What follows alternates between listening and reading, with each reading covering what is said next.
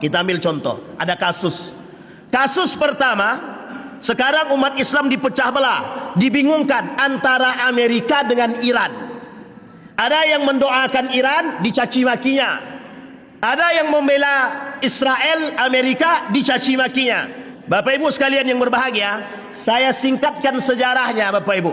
Tidak pernah istilahnya orang-orang Irak, orang-orang Iran masuk dalam kategori tidak berkhianat kepada Islam. Tak ada. Tidak ada dalam sejarahnya itu Syiah itu bermusuhan dengan Yahudi, tidak ada. Itu dalam sejarah. Boleh Bapak cek, cari dalam sejarah pernah ada Iran bermusuhan dengan Syiah. Iran bermusuhan atau Syiah bermusuhan dengan Yahudi, tidak pernah. Di Iran itu Bapak Ibu, ada satu kampung namanya Isfahan. Sekarang itu jumlah penduduknya 15.000. Kata Nabi dalam hadisnya sahih, itu pengikutnya Dajjal. Dan Dajjal itu akan keluar di Iran, Khurasan nama tempatnya. Jadi jangan berarti kita salah nih mendukung Iran. Bukan, kita tidak mendukung Iran. Kita mendukung Bapak Ibu, hari ini kita ditutupi oleh sejarah, kita ditutupi oleh media. Kita sekarang sedang sibuk antara Amerika dengan Iran. Kita lupa ada saudara kita Palestina, Pak. Di tengah tertutupnya mata dunia, Palestina tetap hancur, Pak. Tinggal sedikit di tepian barat Palestina itu, bagian setengah daripada Gaza. Kalau itu sudah ditaklukkan, Pak, ada dua tempat yang akan menjadi kuasa selanjutnya. Mesir. Bisa dipahami Bapak Ibu. Kalau Mesir sudah ditaklukkan juga, selesai Pak. Sejalan dengan apa yang diinginkan oleh sebut dengan Yahudi State, negara Yahudi. Kalau kita boleh katakan sekarang ini, kita sedang ditipu oleh dunia, dimanipulasi oleh dunia. Cuma berdampak. Perperangan Iran dan Amerika itu berdampak kepada siapa? Berdampak kepada kita, Indonesia, dan berdampak pada negara-negara sekitar. Sekarang pertanyaannya apa? Apa kaitannya dengan yang dikatakan oleh Nabi? Yang kaitan yang paling penting itu adalah umat Muslim hari ini mentalnya jangan bobrok. Di tengah fase yang bobrok, kita ini babak belur. Maju salah, mundur salah, ke kanan salah, ke kiri salah. Bisa dipahami Bapak Ibu ya? Bisa dipahami? Bapak Ibu, di balik itu semua ada satu tujuan agama yang lebih parah lagi. Menggeser, menggiring semua akidah-akidah yang lurus dari umat Muslim. Jadi Bapak Ibu jangan salah, jangan terkicu. Di tengah perperangan yang besar ini ada istilah pendangkalan akidah. Nah Bapak Ibu jangan sampai dangkal akidah. Di tengah begitu derasnya perperangan, kita dibuat rendah akidah kita. Meskipun Nabi bilang, kelak di akhir zaman itu umat mukmin bukan muslim. Nabi tak bilang muslim. Orang yang berpegang teguh beriman itu sedikit. Jadi yang selamat itu cuma sedikit. Yang sisanya tersesat. Tersesatnya kemana? Munafik. Jadi kelak di akhir zaman itu dua Pak. Ini sudah mulai nampak. Sudah mulai nampak. Hadisnya mengatakan salasuna kadzab. Akan datang pengikut Dajjal 7 kelompok. Satu Yahudi Isfahan. Bapak Ibu, Yahudi Isfahan itu dalam sejarah itu yang membantu Persia menghancurkan Babilonia. Babilonia itu Irak pada masanya. Irak pada masanya, Babilonia namanya, turun ke Ali bin Abi Thalib namanya Kufah, turun ke sekarang namanya Irak. Lawannya Persia. Persia itu Iran sekarang. Persia itu penyembah Majusi dia, yang disembah itu api. Satu yang tidak pernah, yang bagi mereka mitos yang tidak pernah terhapus itu adalah penyembahan api yang tidak pernah padam. Ketika datang umat Muslim yang menaklukkan Persia, habis Pak. Kelahiran baginda Nabi Muhammad sallallahu alaihi wasallam. Di hari lahirnya Nabi, api itu padam. Bayangkan.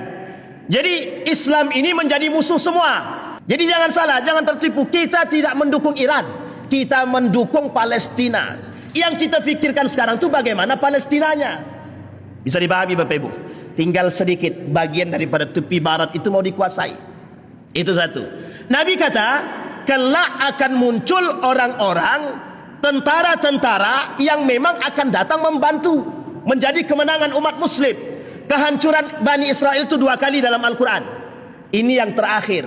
Maka Bapak Ibu, kita katakan, kalau kami boleh berspekulasi, yang namanya tikalah, ya tinggal waktunya. Kalau prediksi para ulama sebentar lagi.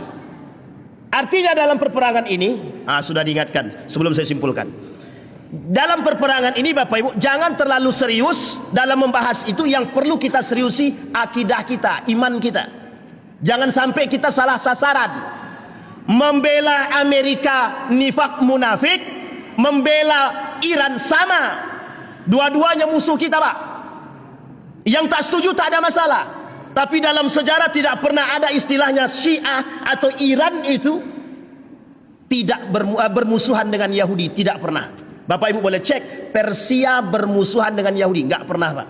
Karena teman terbaiknya mereka adalah Yahudi. Bapak Ibu kalau datang ke sana, itu ada nanti Isfahan 15.000 sekarang penduduknya, yang menunggu cukupnya menjadi 70.000. Nanti kalau sudah 70.000, pengikutnya sudah 70.000, Isfahan ini, orang Yahudi ini, nah orang Yahudi dari berbagai macam negara akan bergabung bersama mereka. Kalau bergabung bersama mereka, Dajjal muncul. Kalau muncul Dajjal, itu tanda kiamat besar. Artinya kalau saat itu muncul, kata Nabi, tidak ada iman yang bermanfaat. Jadi Bapak Ibu sholat tidak ada gunanya, karena tidak ada manfaat iman ketika itu. Maka Bapak Ibu mulai dari saat ini, perbaiki imannya, akidahnya luruskan. Karena kita di tengah bombardir ini, kata Nabi, cuma satu yang harus kalian pegang, as-sabru. As-sabru sabran jamil, sabar sesabar-sabarnya.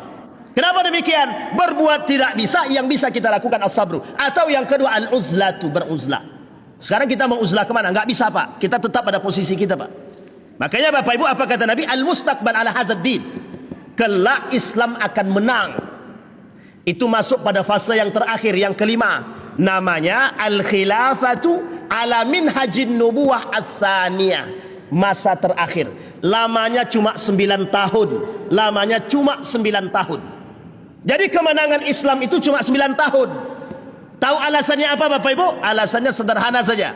Kemenangan umat Islam yang hakiki adalah di ukhrawi akhirat. Maka Bapak Ibu, sebelum saya tutup, ada satu pesan dari baginda Nabi. Addabani Rabbi fa ahsana ta'dibi. Sekarang Bapak Ibu, yang perlu Bapak Ibu pegang adalah kata Nabi, addabani Rabbi fa ahsana ta'dibi. Artinya apa? Tuhanku mendidikku, mendidik akhlakku, mendidik adabku, moralku, kata Nabi. Maka jadilah aku memiliki moral yang baik, akhlak yang baik. Nah sekarang Bapak Ibu, jangan tinggalkan itu. Umat manusia sekarang ini, khusus mohon maaf, ulul albab, yang berakal, yang beriman, yang punya adab. Sekarang pertanyaannya, berapa banyak orang muslim yang nggak punya adab? Bisa dipahami Bapak Ibu ya? Jadilah muslim yang hakiki, yang beradab. Maka adabani Rabbi fa ahsana ta'dibi. Semoga kita bisa menjadi orang-orang seperti yang dikatakan oleh baginda Nabi, yang diperbaiki adabnya, yang baik akhlaknya, yang bagus moralnya. Jangan ngaku beriman kalau kita nggak punya adab. Karena salah satu kuncinya, dampak atau efek daripada iman itu beradab. Kalau tidak beradab, bisa jadi dia tidak beriman. Bisa dipahami Bapak Ibu ya? Mudah-mudahan ceramah singkat ini bisa menambah keyakinan kita, keimanan kita, bisa menambah kekuatan kita, bisa menambah keberhati-hatian kita di tengah hiruk pikuk dunia dalam proses global ini. Mudah-mudahan Allah jadikan kita orang-orang yang istiqamah. Amin ya rabbal alamin. Fa'tabiru ya ulil absar la'allakum tuflihun. Assalamualaikum warahmatullahi wabarakatuh.